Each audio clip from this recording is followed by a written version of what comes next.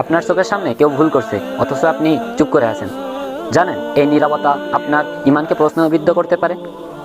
চলুন জেনে আসি কুরআন ও হাদিস এ বিষয়ে কি বলে।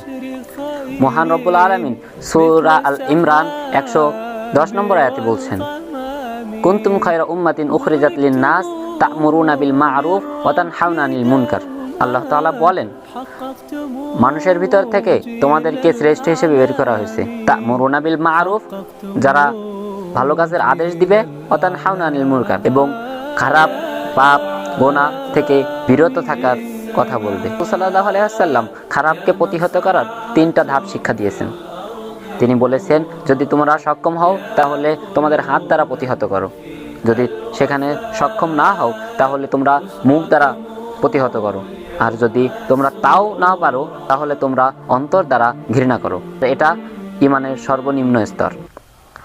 মহান রব্বুল আলামিন আমাদেরকে সৎ কাজের আদেশ এবং অসৎ কাজের নিষেধ করার তৌফিক দান করুন। আমিন। আসসালামু আলাইকুম।